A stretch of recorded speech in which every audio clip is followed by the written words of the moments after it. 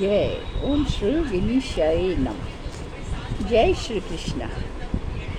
तपा समझाना अध्याय 9 अस्तद पहला समझाना भीष्म पितामह का धर्मराज नीत का राजा युधिष्ठिर को और बोध करना त्रुटि का। ये भीष्म पितामह रणभूमि में पड़े थे तो वहाँ युधिष्ठिर लेके जाता है। युधिष्ठिर कृष्ण भगवान सब ये चले जाते हैं क्योंकि युधिष्ठिर गद्दी पे बैठना नहीं चाहता है। कहता है इतने लोग मैंने मारे हैं और मैं किस लिए अब राज करूं। तो वो बहुत नाराज़ होकर बैठते हैं। फिर उनको भगवान कृष्ण अपने साथ भीष्म पितामह को रणभूमि में ले जाते हैं।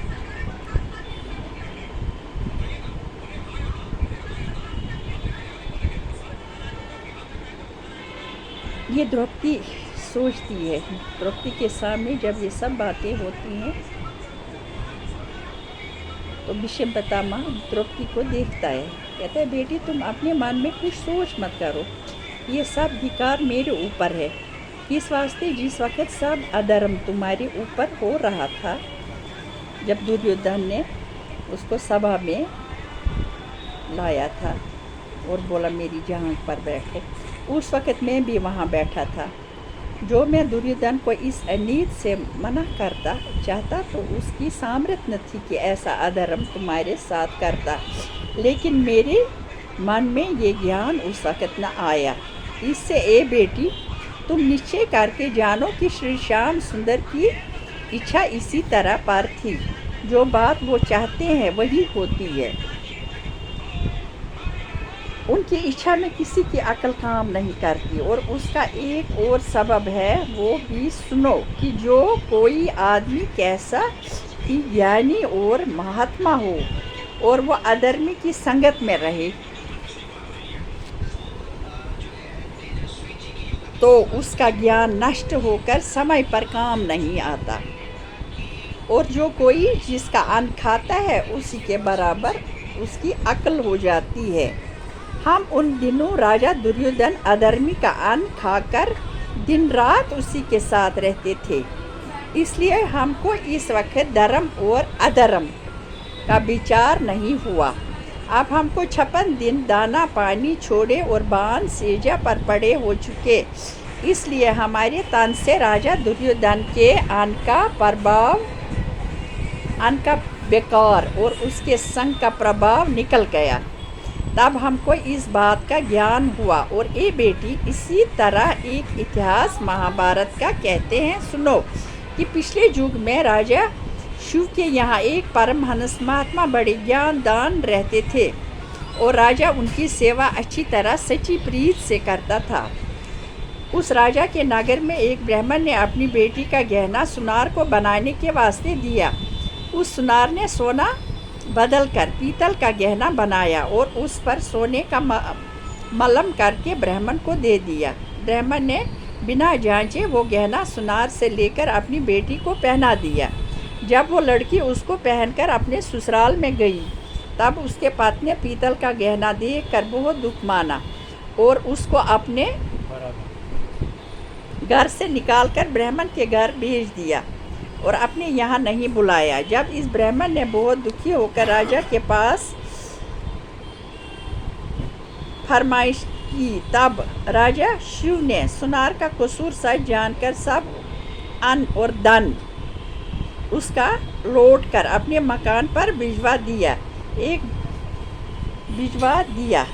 एक दिन राज मंदिर में उसी अन्न की रसोई तैयार हुई। इसमें से परमहंस ने बीज भोजन किया, इसलिए अधर्मी सुनार का अन्न खाने से परमहंस ने विचार किया कि कुछ असबाब राजा का चोरी करे।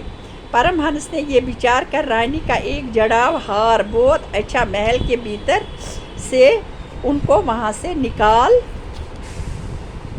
ले जाने के वास्ते निकाला और ले जाने के वास्ते कुछ रोक नहीं थी। इसको परमहंस को चुरा लिया और उसको कपड़े में लपेट कर अपने पास रख लिया और परमहंस 3 दिन तक राज मंदिर में नहीं गया। जब उपवास करने से सुनार का अन्न पेट में नहीं रहा था। परमहंस को ऐसा ज्ञान हुआ कि हमने हार चुराया है, इस पाप के बदले हमको नरक में जाना पड़ेगा। इस वास्ते अपने अधर्म का दंड इसी तन में भोग कर लेना उचित है, जिसमें परलोक का डर न रहे। परमहंस ये बात विचार कर वो हार राजा के पास ले गए और अपनी चोरी करने का हाल कहकर बोला कि हे पृथ्वीनाथ, इस पाप के बदले मेरे दोनों हाथ कटवा डालो कि मैंने अपने अधर्म का दंड से हार चुरा लिया है। आज इस हार को लेकर मेरे पास आकर ऐसी बात जन्म में उन्होंने जन्म में जय हो हाथ कटवा डाले, मैं अपने अधर्म का दंड जन्म में भोग लूं। राजा ने ये बात सुनकर उदास होकर पंतु से पूछा, इसका क्या कारण है जो परमहंस का चित्त इस दिन ऐसा बदल गया? उन्होंने हार चुरा लिया और आज इस हार को लेकर मेरे पास आकर ऐसी बात कहते हैं। ब्राह्मणों ने अपनी विद्या से विचार किया कि ए महाराज, जिस दिन परमहंस ने चोरी की थी उसी दिन किसी अधर्मी का अन्न खाया होगा। राजा को पूछने से मालूम हुआ इसी सुनार पापी का अन्न खाने से परमहंस की बुद्धि बदल गई। ए द्रौपदी, एक दिन अधर्मी का अन्न खाने से परमहंस महात्मा का ऐसा ज्ञान बदल गया कि उसने चोरी की और मैं राजा दुर्योधन अधर्मी का अन्न सदा खाकर उसके साथ रहता था। मुझे इस वक्त इतना ज्ञान नहीं आया कि दुर्योधन को तेरे ऊपर अपराध कर्म करने से मना कर दूं।